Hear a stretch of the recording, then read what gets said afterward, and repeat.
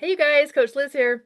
All right, today I want to talk a little bit about practice. Now, I have six kids. Five of them play competitive soccer along with some other sports, but soccer is the sport that they practice year round. Now, as you can imagine, they've been doing this so many years that a lot of times they don't feel like going to practice. It's not very fun. It's often hard, and they do it no matter what, whether it's hot outside, raining. They rarely ever get a practice canceled because it's important to practice in all circumstances. Now, the reason they practice is because the more they practice, the more automatic they become with these moves for soccer, and it becomes easier to show up how they want to when the pressure is on, like in a game. So, I was thinking about how similar that is to practicing a healthy lifestyle. Now, a healthy lifestyle isn't always so fun to practice. We don't always feel like showing up as the best version of ourselves, making healthy choices, doing our exercise, and making those choices. But the more we do it, the easier it does get. But the reason we do it is because it helps us show up better when it counts. When maybe things aren't as easy, we're going through a tough time, we're traveling, we're not in our normal situations. If we've practiced, it becomes just more automatic and easier to make those choices. So I think of the same thing as exercise. Exercise is a practice. It doesn't always feel like it's something that we want to do, or it's not always enjoyable, but the more we are consistent with it, the easier it gets and the more part of you it becomes. So today I want to talk about exercise. In Element 18 in the Life book, if you don't have this book, let me know. Dr. Anderson talks about the importance of exercise, how it is a gift to ourselves. Now, exercise, I will tell you, is not the secret to weight loss. I have hundreds of clients that lose weight without even exercising because nutrition really is the key to weight loss. But exercise is a key component to long-term healthy lifestyle. Building muscle, getting in the habit of doing something for yourself every day that's active really helps not just physically, but mentally to show up better throughout the rest of the day. So finding something that you enjoy is key. And yes, it does help with maintenance. It helps burn a few extra 100 calories a day. It helps build muscle. It helps keep your metabolism stronger. So it is an important part of a long-term healthy lifestyle. So what is the best exercise? Now I'll tell you, the best exercise is the exercise that you will do. So whatever you enjoy doing, just do it. So I have a friend that loves playing pickleball. She hated exercise before, but she found a passion in pickleball, and now she's so active. She does it every day, and she loves it.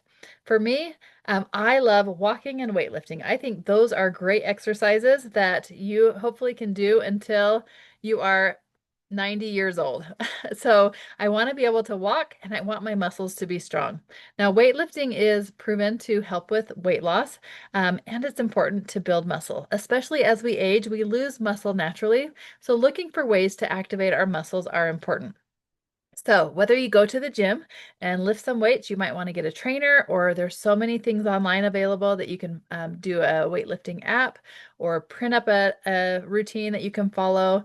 So, that is something you can do, or you can do it right from home. If you don't have equipment, you can use your own body weight. You could do squats and sit-ups and push-ups and calf raises.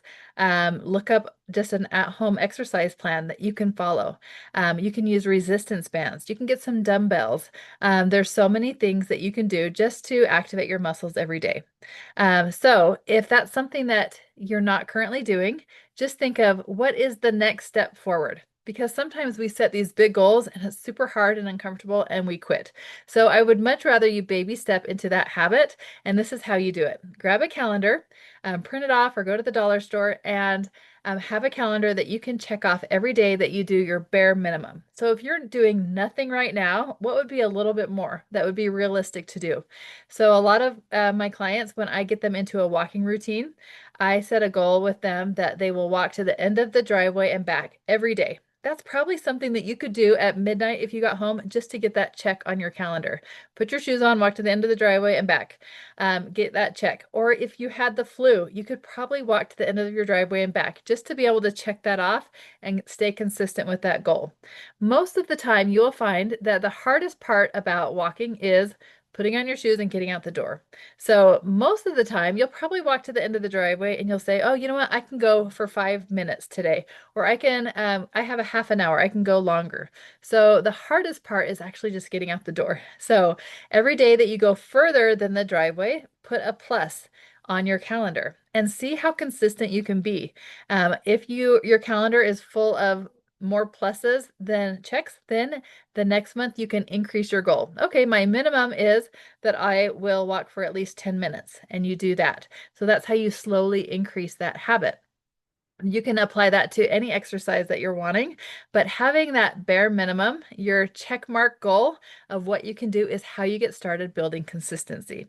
So think about what you want to do for your exercise, set a time have a plan of when you're going to do it, and make it easy for you. So for me, I go to the gym very early in the morning, and I know that if I waited to see how I felt at 5 in the morning if I was going to get up or not, most of the times I probably would not do it.